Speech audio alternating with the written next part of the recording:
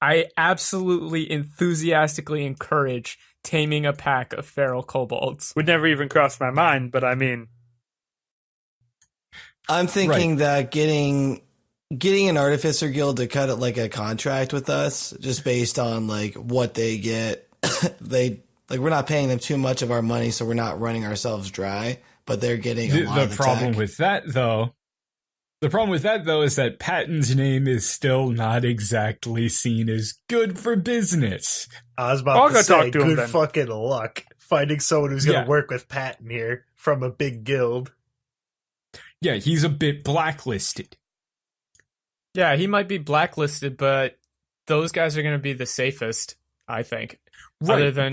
but what that means, though, is that if you went with a artificer guild, what you would likely get is an up-and-comer who is willing to take a big risk. Right? You wouldn't get a big, well-established, reputable source. You would get the guys who are willing to try and undercut the big established guilds. If we ask Red, he's basically just going to be like, yeah, I guess, but can you guys hurry up and go to Denver already?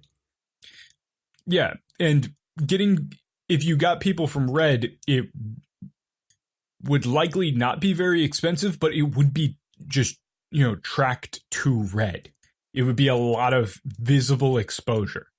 Meaning if you wanted to do anything a bit more low key, you wouldn't exactly be able to. Yeah. It would be hard to be lower key if you wanted to be. Yeah, because anybody who's like, oh, there's a big convoy going out west and they've got a bunch of people from Red with them, let's go see what they're doing. Yeah, you're going to attract some more vultures that way. Yeah. It's really up to you guys. So with all of that info on the table, in character discussion about what you want to do. Well, I really wouldn't want to bring along anyone that I didn't trust. Well, I don't think it's really a matter of trust when we're talking about convoys. What we need to look at is people who aren't going to destroy everything in their path before we get a chance to look at it. And, well, I understand that another member of the Artificers Guild would be nice to have.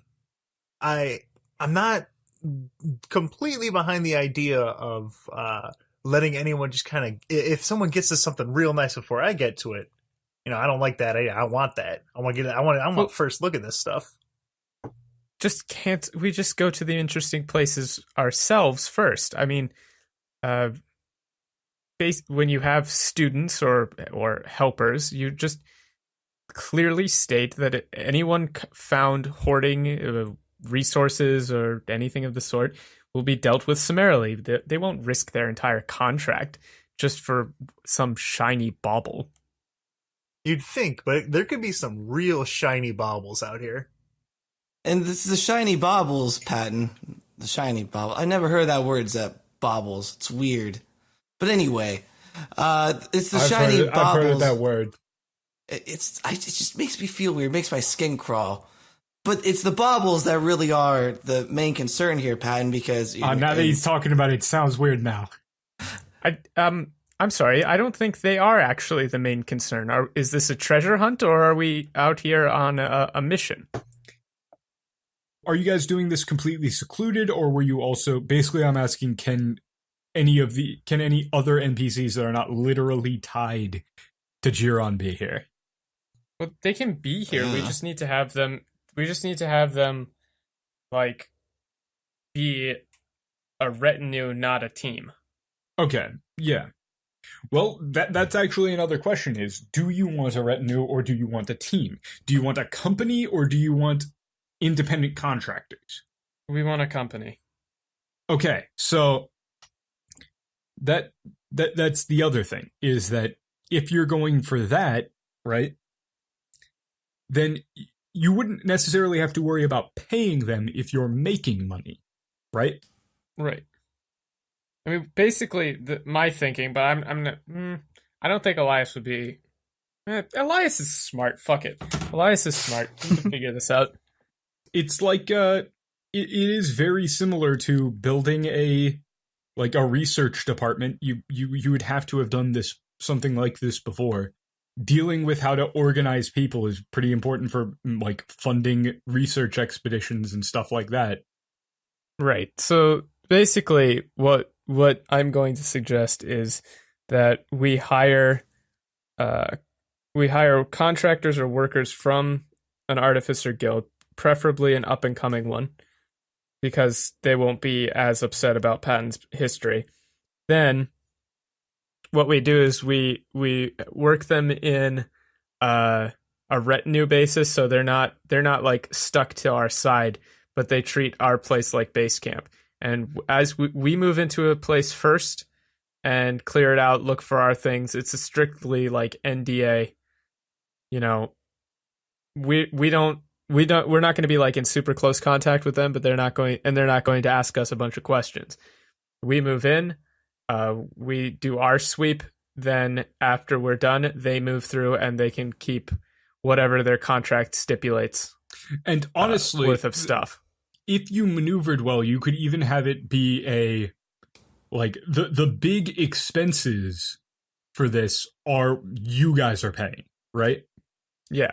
You guys are paying the big expenses. So you wouldn't like if you finagled it well, right? You could get these people on a basis where you aren't paying them anything or they're paying you. Well, what we would do is I would want to negotiate probably like 6 or like a 70-30. So like 30% of what they scrap we get. Yeah. And then they get paid with the other 70% because we're providing the mobile base camp. Yeah, something like that. So that's an option and something that Elias suggests.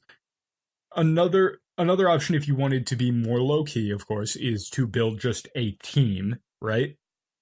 Like hire a smaller crew that you can just bring with you, right?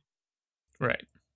Like explicitly just have like A team, B team, C team, A team being you guys, and then, you know, give like Alonza, Dr. Robo, and all these people, you know, just a crew to deal with, right? So is like, Dr. Robo coming with us? Yeah. Remember, and then what about Manway? Manway's staying back in Little Rock. Yeah, I figured that he would be staying back in Little Rock, and most likely going back over to New York fairly soon. No, yeah, we don't need him to come with us. Yes, so you know, and so you have a lot of pools. If you wanted to draw explicit employees, you have a lot of connections to draw them from. Elias could very likely get research assistants from the college, right? Yeah. Like as a big old, like you could get like PhD students basically. They're all gonna die. Yeah, I was just about to say, I mean, I don't think fruity tooth elves are gonna help a lot here. I mean, anyone who's willing to take this journey. For research and development, they absolutely would. I would not be getting like ecology students. These would be like split, I don't know, modern history students, and like you probably get something along the lines of like alchemy students and, you know, things like that and stuff. Alchemy students, artificers, and like a couple of up and coming biologists or something, right? When I grow up, I want to be just like you, Elias. You know, that's an option that you could do. You could get just a fiercely loyal crew of Dragonborn from Red to just order around and send off to do things. And like, be a huge fucking beacon that says, please mess with us. Yeah, but it's also a huge beacon that says, if you mess with us, you get fucked up. Yeah, the Dragonborn are definitely like, that's some pretty solid physical protection there. You can do a combination of these. Right? You don't just have to pick one. You could most certainly build a convoy while also building your own small team, right? Yeah, like for instance, if there's like certain people in the convoy that we like, we'd be like, hey, stick around a little bit longer. You're more worthwhile than say. Yeah. So for example, you could do something like get some research assistants, get some Dragonborn, or, you know, whatever you want to fill out your squad with to go like, we want to send people off to do these specific things right? Because if you get just a retinue, you're not going to be able to order them around. Right. Right. If you have people on a scrapping contract, you are not going to be able to order them around. I mean, Right. other than within the bounds of the contract, which is if shit goes south, you're with us. Right. But for example, if you're going around I-40 and you go, oh shit, like we popped a tire or whatever, you cannot explicitly order them, go on down over here and find us a new tire right now. Right. I mean, couldn't we? Wouldn't that would be part of their contract? That's being in a bit different of a situation than just being, contracted scrappers. It would be your end of the bargain to make sure that base camp is up and running, assuming that's the equity that they're getting. Right. Right? Well, so I think Elias would probably see if he can send a message off to the what do you call it? To the university for, I'd probably phrase it like 2 problem students from alchemy and modern history. Like PhD students that aren't doing too hot to get some practical experience. Yeah. But see, if you phrase it that way, I'm going to get people who are actually competent. Oh, you don't want competent people? No. See, what I'm saying is if I ask them for their best and brightest, I'm going to get some pansy-ass poem writing piece of shit. If I say, I'm looking for somebody who's maybe been struggling with the coursework and would enjoy some R&R, I'm going to get people who they want to get rid of and who want to leave, which are the kind of people that I want to deal with. Nice. Fantastic. That's a good idea. Okay, so we can. So I want to get like 2 of them. I mean, okay. Could we grab? So I know you mentioned maybe getting like Dr. Robo a crew. Could maybe like an artificer from the college be like an intern and help her out with whatever it is that she does? Yeah, sure. So Michael, Yes. Elias here. Give me a bluff or diplomacy check as you start sending some messages over towards the college. Can I assist? All right. Sure. All right. Yeah. You're going to give him a little bit of coaching in how to phrase things. Yeah. Right. So. All right. That's my diplomacy is really low, so that's 15. That's 14 and then for me. did you break a 10? So then that goes up to 17, right? Yeah.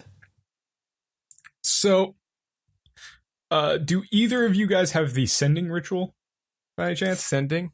I don't have any rituals. Basically, all you would need to know is, and that Elias would know, is that using like a sending ritual is the equivalent of doing like a handwritten letter.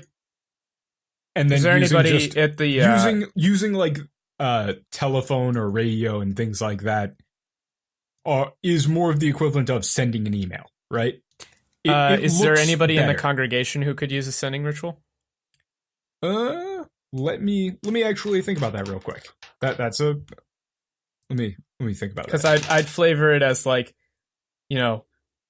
greetings from the wilds of nature. Now, So- if I'm unable to do a proper sending, can I send it in Morse code? Telegram. No, yeah, Nature. absolutely. So, actually, let me just think about that. We got all kinds of people. Yes, they would have the ability to do that. Right, so I want to do it through whoever that is, but make it like salutations dictated through the hand of so-and-so of the congregation. They love that shit. Oh, they absolutely do. So, you're gonna get that here. Let me think. It's so quaint. Real quick. Let me pull up 1 second. And then it'd be like, apologies for the coarseness of this ritual. Yeah, We're so working with the local population. if you were to ask John who would be good at magic, John would know that Elizabeth, the elf lady who greeted you. Oh yeah, I remember Elizabeth. Yeah. The kind of bookish librarian looking one. Yeah. Yeah, she's kind of the record keeper and all of that, and as such is pretty well versed in things like sending rituals. Cool. So I'll ask her. What with being an elf and all, she actually had some, prior magical training before coming over here. Yeah. So you can do that via that. That makes a lot of sense. Sweet. So, as you do that, she's going to tell you that the message that you receive back reads, and she's going to have a bit of a look on her face, just like he says, and I quote, and she's just gonna, she's pausing for a second. Yes, Elias, there are several students who I believe would fit your expedition wonderfully. I shall send them as soon as possible. May your journeys be safe, and may the winds guide you. Oh, they totally bought it. Does he say that a lot, Elias? Because, man, I don't know if I could deal with that. That's awful. You kind of start to tune it out, really. So whenever there's some poetry, it's still coming in. Actually, no, there's not. You don't have to. Don't cut him off. But it's really not very good. You don't have to read it. Don't worry about it. It's still going. Just don't cut it off. But don't talking about planting mines as sprouts. That they may flower and flourish. I thought they were. He was using a tree metaphor before, but now they're flowers. Any dang way, you now have one retinue of interns that are coming along. Well, I just wanted two. I wanted to make this more of a team, not a retinue. Well, now you have retinue too. Okay, so you can kind of pick and choose here then. Well, so basically the concept, remember, was that if I just wanted a retinue, I would have said, just send me some students. I wanted to phrase it in a way where I meant by retinue is just 3 of them, Oh, yeah. Like an artificer, an alchemy student, and, some form of, botanist, right? Something like that. All right, yeah, that... Like an alchemy student... Well, an alchemy student, an artifice student, and then just a general, magician. A general magician. Practical magical studies is basically the applied math.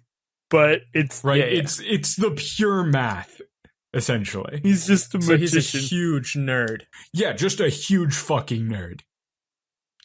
You got the guy mixing up all the potions, you got the tinkering dwarf kid, and then you've got the pure magic, fucking nerd. Wait, wouldn't they all be elves? No, the Elven College has, you got a couple of those diversity hires. I was gonna say, are we gonna go for this?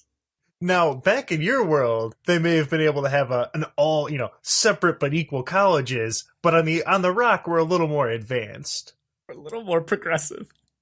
No, yeah, these elf colleges are basically, they aren't explicitly elf only, but it's not exactly like anybody can get in. Most of the people who are going to get into these colleges are going to be grandfathered in anyway, right? Right. But yeah. You might not get literally a dwarf, but maybe a gnome. Okay. So some people? Sort of hobbit or some shit. Some sort of halfling. Yeah. All right. They will be arriving sometime soon, but it's going to take, a couple of days at least. Hey, Daniel. Yeah? What are their names? I'm actually going to get to that. I know. It's just, if you want to piss off a DM. Motherfucker. Ask them for names on the fly. No, you see, I'm stalling for time while I think of names. Well, no, you see their names are Kansas, Missouri, United States. Because I want to keep track of them. Remember, this is just a general... When you're hiring people like this, you can assign them to do whatever the fuck you want, basically, within reason. Yeah. Right? Some of them are going to be on shiny rocks for Specky lookout. Yeah. So you got that. They're coming along. And this is all done in, flex time. This is all done in montage time. Yeah. So, it's going to be assumed that things like this are happening, the plans and stuff, like during breaks while Patton isn't mana-proofing the truck and stuff like that. Right. Fixing up the truck and then mana-proofing it. So everything in total is going to take you guys at least like 2.5 weeks. That seems fair. So you got that covered, right? You got right. you got a small retinue of students, right? Yeah, Competent PhD students. These aren't undergrads, right? These guys are going to be competent. Yeah. I want to start having planters and spaces ready for the mana generating plants on the vehicle. So I want to have them. Putting them in. You're going to find out pretty quickly that weaving them into like little hanging areas or along the seams and stuff is going to be way better than just having standing plants. Yeah. And I want to have backup seedlings and all that kind of ready to go. Right. So that's going to take the most of my time, so you guys can do what you're doing now. Yeah.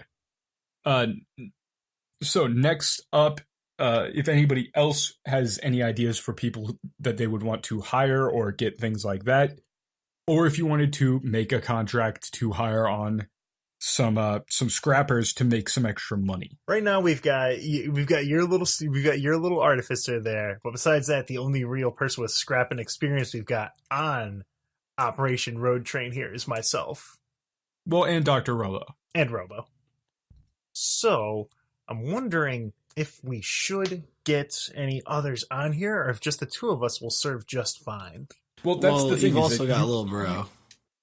Yeah, you could. So, for Patton, this is your thing. This is what you've been doing, right? Mm-hmm. For expeditions like this, when you're needing to fund them, your two main options that most people go for are you either subcontract out to a scrapping team where you pay for you provide the transportation and security and stuff, and they pay you with some of the scrap that they get, right? You take a cut of what they get. Or you hire on your own crew, right? You do a lot of it yourself, at which point you get to keep 100% of the value of stuff that you sold, right? Mm-hmm. But then you're doing more of it yourself. That would be more of a, we get a team, maybe get Robo some people and send her and Alonsa out to go scout a place out, pick it clean of valuable stuff, maybe some stuff that we need, come back, talk to Casey, see about selling it, right? Casey works very well as a fence. Reminder that you can also, since the train tracks go both ways, you don't have to try and hire people that will just be on for like the entirety of the trek, which could take a very long time. You can hire people for like a month contract, 2-month contract, and then send them back out and rotate them in. Yeah, that's more of stuff to think about further along the way.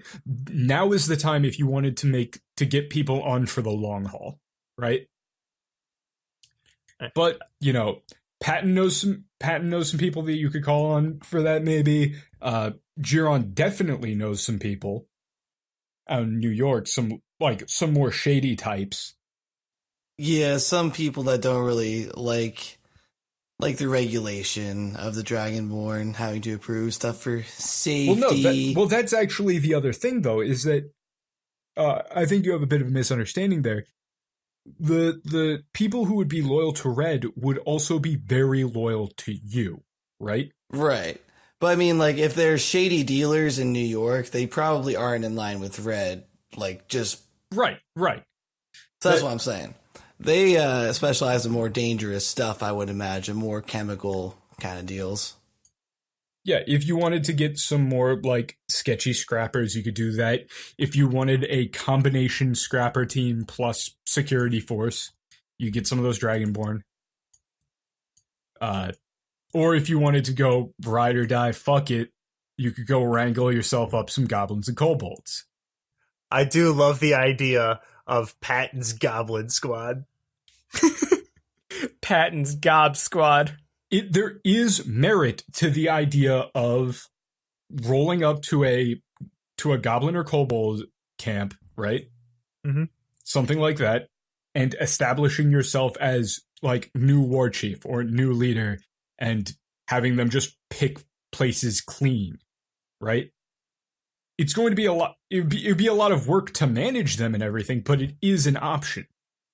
If you had the Dragonborn and everything, you can work with more.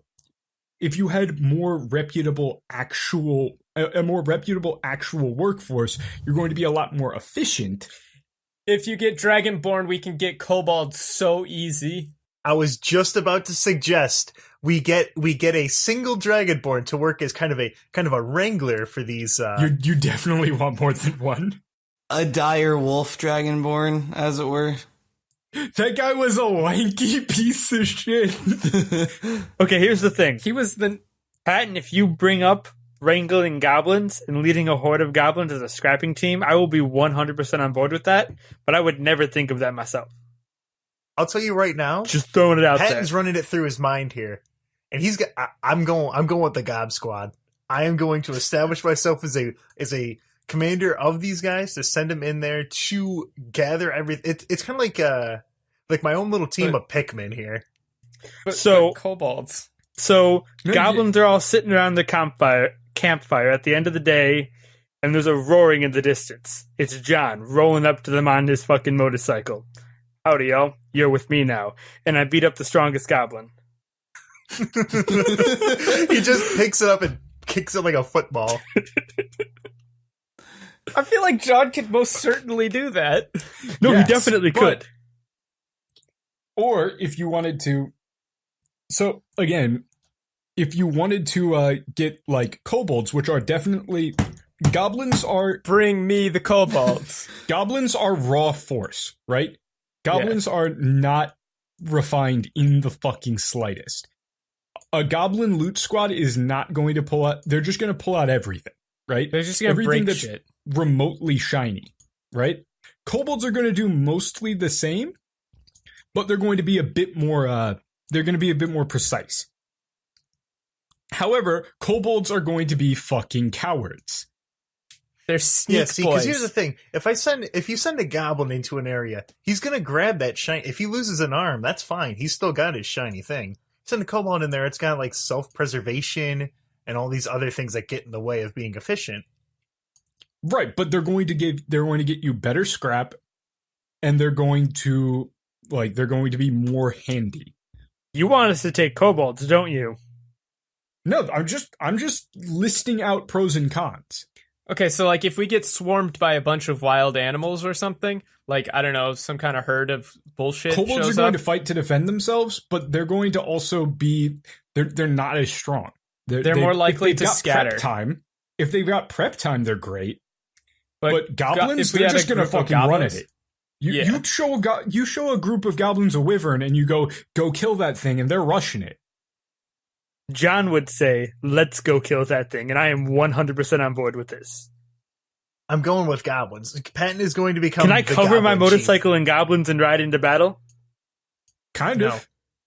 No? Sure. What, you want to strap them to the motorcycle? I mean, they can hang on to part of the motorcycle. I'm sure we could figure something out. Sidecar. Now, here's the other thing. Here's the other thing in the kobold versus goblin debate. A kobold is going to have a stronger objection to any kind of enhancements that I may want to test out on a goblin before it goes on to anything else. No, don't bully the kobolds. No, Don't do that to kobolds. No, this is the other thing though, is that going with goblins is more unethical. Yes, you say that to as if a it's some very, kind of very downside. high extent, right? Like you have to think about how down would your other people in your team be, right? I will read these goblins the word of the Lord. Yeah, like, I'm not saying I'm going to grab a goblin and like cut its arm off, and then give it a robot one. Like, I'm not going to be a psychopath. I Expendable. will preach to these They do goblins what and I make them want? good Christian goblins.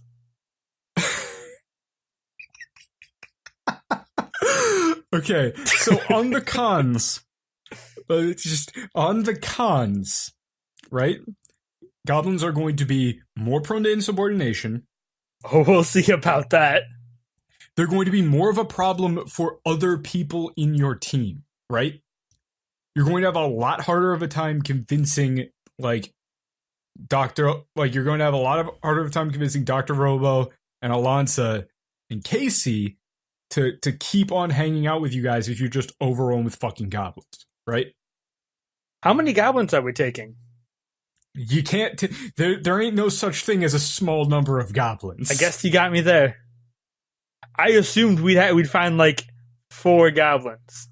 Yeah, but no, that's not. But yeah, no, that's not a number if of you goblins. find some it's like finding a cockroach in your apartment. Yeah, you you find don't like have 3, a there's cockroach. like 50.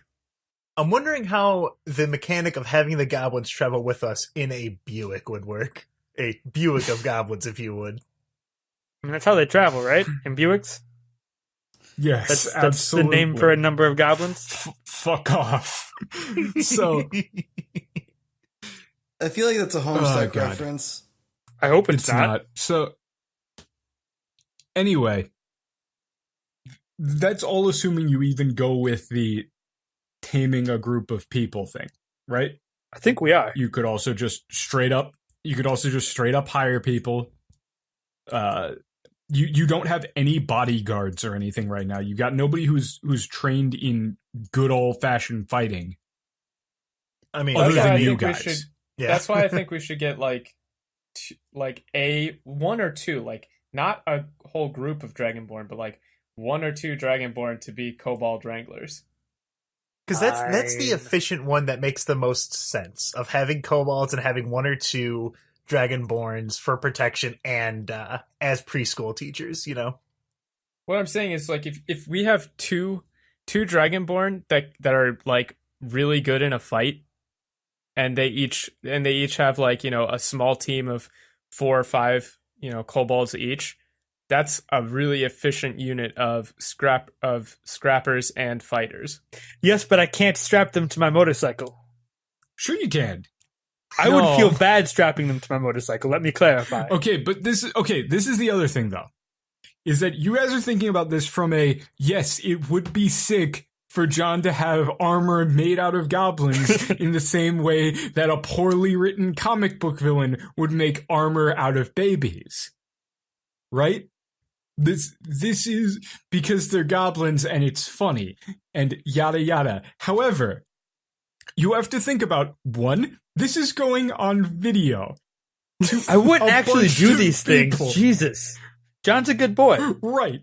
He'd Right. take care So of his that's goblins. what I mean, is that what I mean then is that it's going to seem a lot more distasteful or whatever, so you have to deal with the image. So yes, Branding. if like think about it like Gobbo Horde is plus a billion to strength and like Vulture Pick City's clean ability, and minus a billion to credibility and ability to hire people who aren't goblins. Yeah, Jerry would have a lot of problems with goblins, actually. But yeah, I feel like picking goblins is like picking Roadhog. If I could just date this podcast real fast. Oh yeah, make it real dated. Yeah, the one that actually makes sense is the kobolds. Whatever. Okay. You win. Kobolds it is. Now, out of character as Tad, I would say no, fuck off, I'm going with goblins. But in character, yes, unfortunately, kobolds makes are the better sense. test subjects. Okay, so you gonna go ahead and call up Red? Who's calling up Red? Oh, it's got to be Patton. Yeah, I'll go ahead and I'll call up Red. Hello there, Patton. You actually called at a reasonable time for once. Oh, if there's anything I am, it's polite. So, Red, we're moving on out of here, and we're looking to get some protection, and we're putting together a scrapping young team. They're going to be great. I'm going to train them. They're going to be the best that's ever been. But we found a group of young kobolds that are interested in helping us help to amplify our ability to collect items at a rapid pace.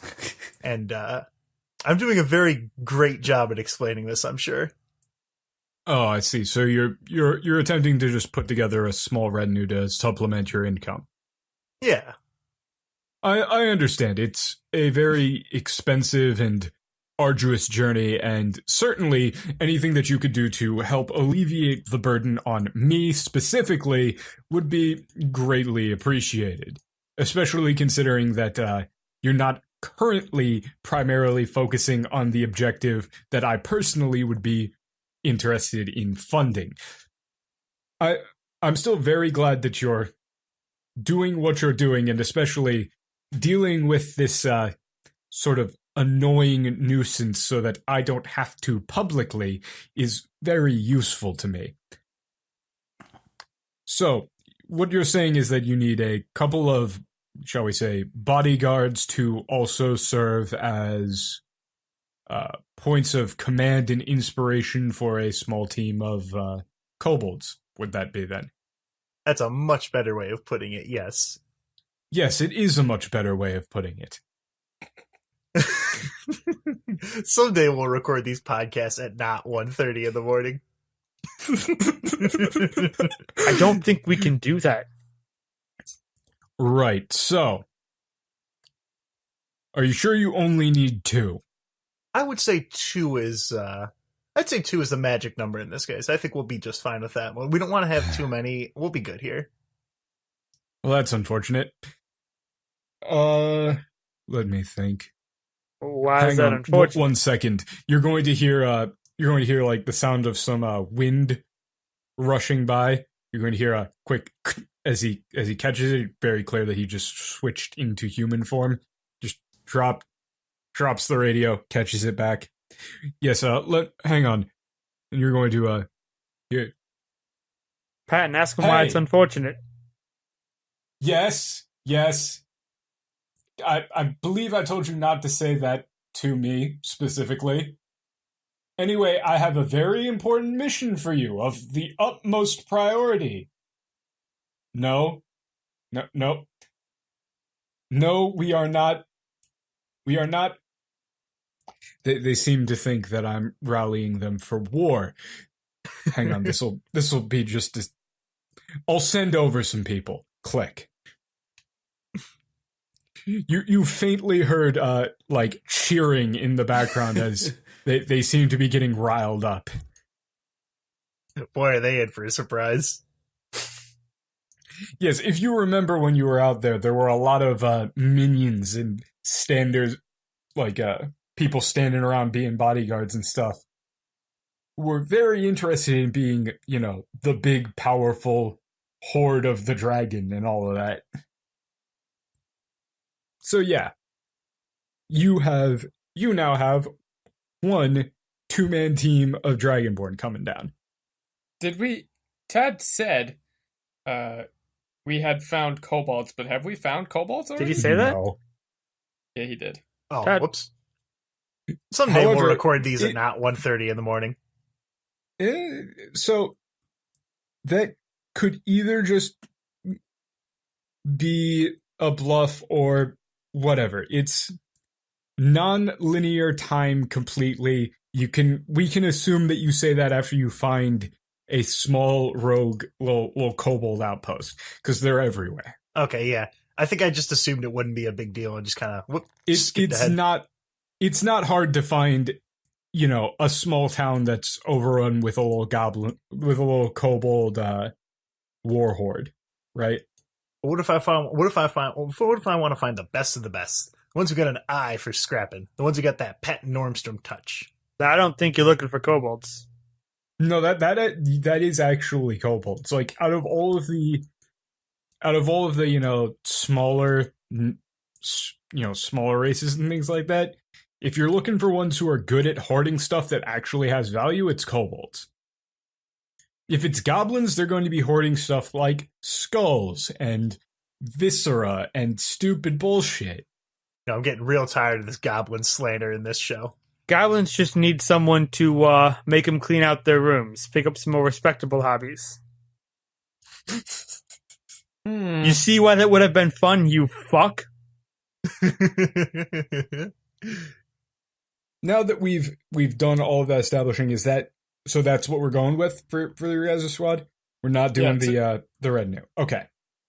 To sum it up then, we have two Dragonborn mercenary guys, each with like what 4 or 5 kobolds.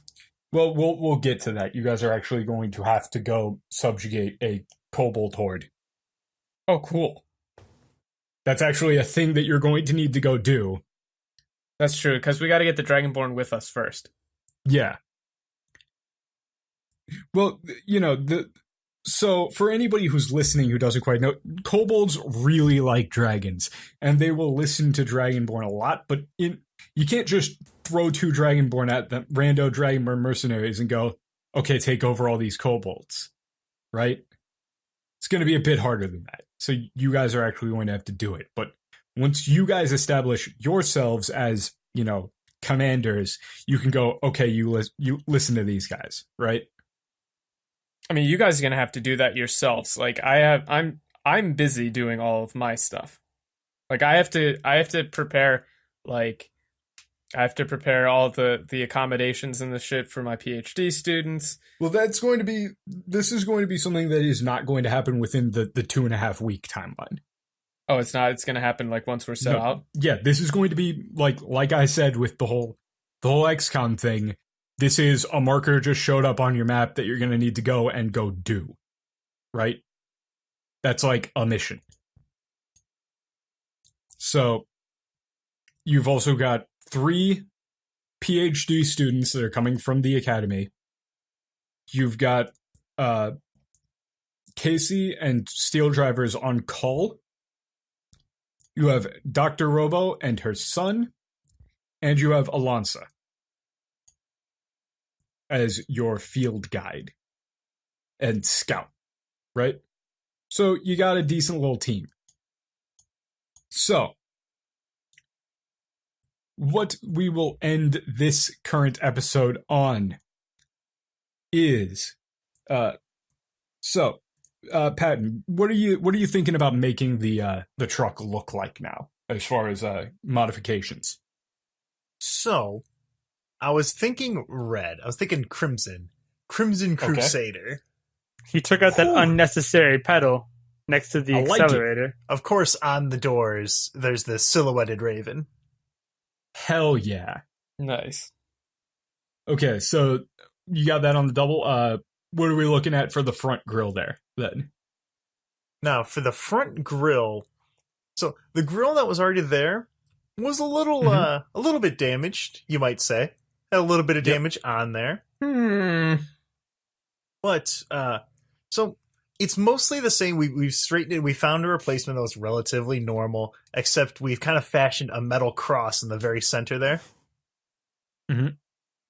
So that's looking. It's much nicer. We buffed out those scratches, undented the front. Nice. It's looking almost brand new. You can barely even tell that through some crazy circumstances, it was almost completely totaled. Okay, so then you've got the front there. You've got the multi exhaust vents going up like draconic horns curving back, and then the crimson paint job probably like starts out dark and gets lighter as it's going to give you that like red shift look. Yep, you're going fast. Yeah. Hell yeah. So as Patton unveils this machine, you guys hear a couple of vehicles coming down the road into Little Rock. One, you see this blacked out SUV, very similar to the one that you guys drove in on. Yeah, you see a tiefling behind the wheel with a small kobold in his lap, holding onto the steering wheel. Pulls up, starts waving at you, and pulls up to you guys. The tiefling is of course wearing sunglasses.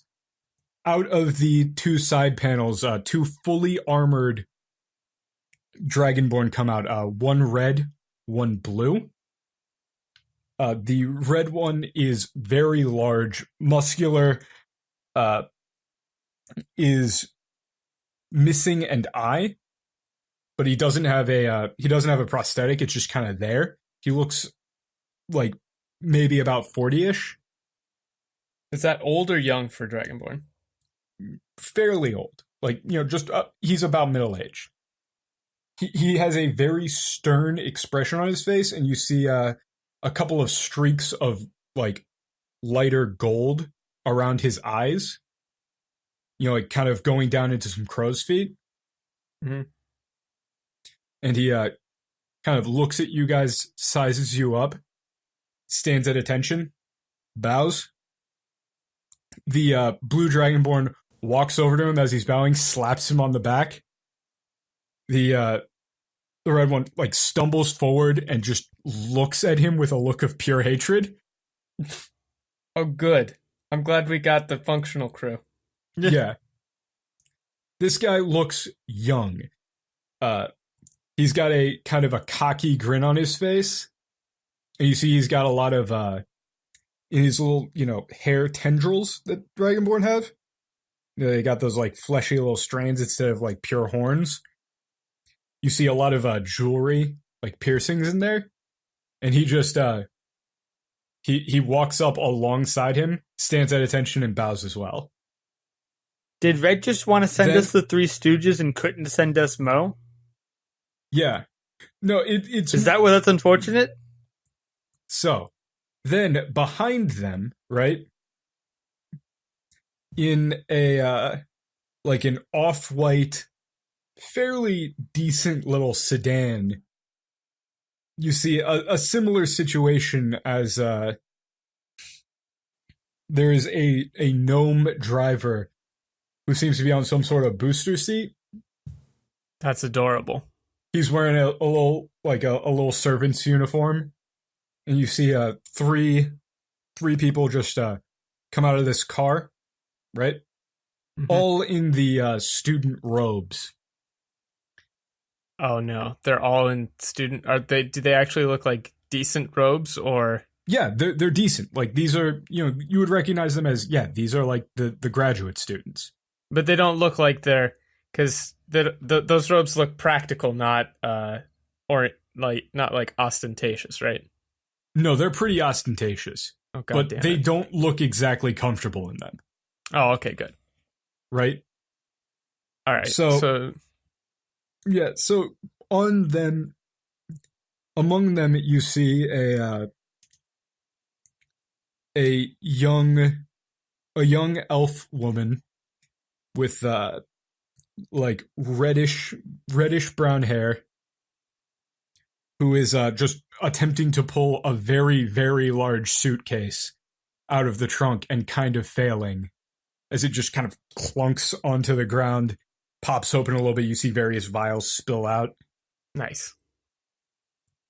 You see rushing over to help, you see a fairly young halfling man run over and start grabbing all of them, just haphazardly shoving them back into the case, like hurrying up. Just shoves them in, closes it, and starts running over to you guys very enthusiastically. And then you see a sort of gloomy, dark-haired elf boy walk out last, just carry out his suitcase and walk over at you, just like hair covering one of his eyes, and he just looks done. Could you? I don't want to deal with emo McElf man here. Yeah, you do. What you know is based on their attire, right? And demeanor. Mm-hmm. Yeah, that guy's the pure magician. That guy's the super nerd. First things first, I'm gonna walk up to him and just say, "All right, change out of the robes, wear whatever you want. I don't care. You're not getting graded on appearance here." Right, absolutely, Professor. Call me doctor if you must. Certainly. Right, so the base of operations is this way. I'll give you some time to get settled in, but we'll be departing pretty shortly. Excuse me. Yes. Yes, doctor. So they didn't tell us a ton about what exactly we're doing. So do you think we could run over the study plan? We're going out west. Well, as PhD students, you should be rather familiar with the concept of self-study. So, absolutely, yes. You'll be responsible for your own study plan, whatever that may be.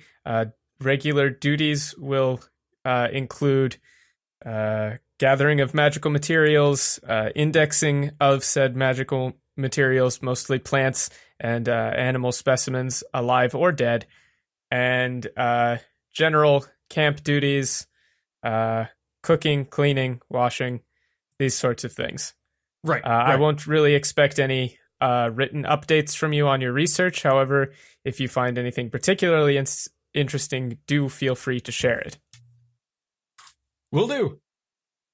Then you see, just still dragging this massive trunk, the young elf woman is going to,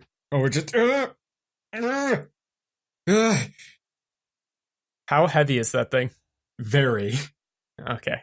So probably too heavy for me and Specky to just kind of lightly pull out of the way. Do you want me to get it? No, if you try, like it would be heavy even for John. Oh, okay.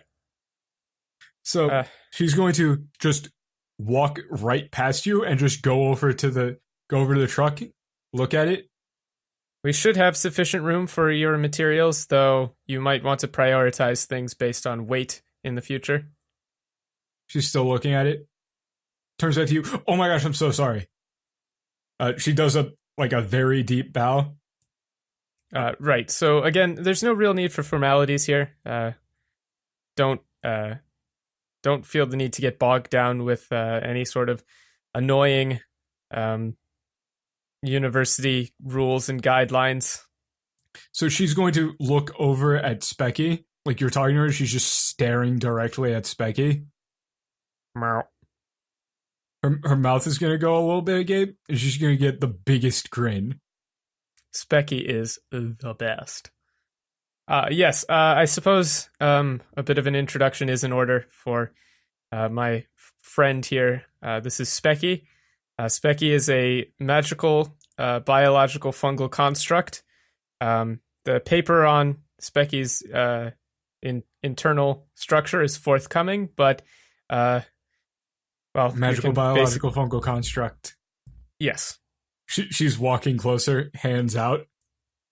I wouldn't be too free trying to touch Specky. It doesn't generally take to contact right off the bat. Yeah, Specky looks a little bit creeped out. Meow. So she's just gonna stand there. So the two Dragonborn are going to they're still bowing and standing at attention. The blue one just looks bowing up. one after another. Well, yeah, they're looking. The blue one is looking up, kind of locks eyes with Patton there, and kind of gives you a motions over to the red guy, like a mm-hmm. You can stop buying now. Okay, they stand up. And you just kind of, the blue one just exhales, cracks a little smile. My name's Patton Normstrom, Dr. Normstrom. I'll go ahead and I'll shake his hand. Pleasure to meet you, sir. This is the red one. Mm-hmm. Blue one reaches out, shakes your hand. Pleasure to meet you. This here is what we're calling Operation Road Train. Pleasure to have you aboard. Absolutely. Now, have Please you been direct us briefed to where on, we should begin? Has Red briefed you on what your duties will be on the road here? Absolutely not, sir. We'll find out in good time. Don't you worry. Tell them about the kobolds, Patton. Well, actually, so right there as the crowd starts to gather, you're going to see a fairly large little group of people from the congregation led by Lazarus. Lazarus is carrying a very, very nice looking pecan pie. Hell yeah. Hell yeah. And the other members are carrying other assorted foodstuffs, and a couple are gathering a table. And Lazarus is going to set the table, have everybody set the table and invite everybody over for a big old meal before you guys set off. And that's where we're going to end this episode, as the team has been assembled. Operation Road Train Go. So that was episode 36 of Revival, a Dungeons & Dragons real play podcast. My name is Tad. You can usually find me on Let Me Tell You About, which is my other podcast. It's hosted on the same section as Revival on YouTube, iTunes, Google Play. You can find the show on Twitter at Let Me Tell You PD, and you can send mail on into Jerry's show at the email or the Discord or the Twitter. Email is Let Me Tell You About at gmail.com. That's Let Me Tell You About with 3 T's, because otherwise it wouldn't fit, which I recently found out it actually would fit, and I was just doing it wrong, but it's too late now. Yeah, I always kind of assumed that you fucked it up. When have I ever made a mistake on a show? Literally constantly. When's that next episode of Swole Quest coming, Tad? Oh, I can't hear you. Looks like Dan was doing his outro stuff. Yeah, so my name is Dan. I DM this game. You can find me on the Discord yelling at Tad about when the next episode of Soul Quest is. But can you hear it over the sound of Tim? My name's Tim. I drink coffee. I'm an adult. True. That's even that funny. You just caught me off guard. My name is Matt. I play No. Jerry. No. My name is No. Matt, Michael. You can't just say my name isn't my name. You were doing a fucking meme, and Doing a meme. You just can't. My name is not a Please do- meme, thank you very much. You can find me on the Discord, and you can find me at LMTYA Matt on Twitter. And you can also find me under a rock, or on the rock. Well, now it's all weird. But my name's Michael. You can find me on this podcast. You can also find me doing episodes of Swole Quest when Tad isn't a lazy piece of shit. You can also find me and Dan doing video game streaming at twitch.tv/bro_operatives. It's a fun time. Check it out. I'm also on Twitter at PulpFan69 because I'm a weeb piece of shit. Check it out. Hopefully someday there'll be another Duck Game stream. That's what I'm holding out for. Anyway, so that'll do it. I want to give a thank you to all the people on Patreon who give in to support the show, because holy shit, have you seen how expensive actual microphones are? This shit is unbelievable. Anyway, that'll do it. So we will see you guys next week with more Revival. Hell yeah. Hell yeah.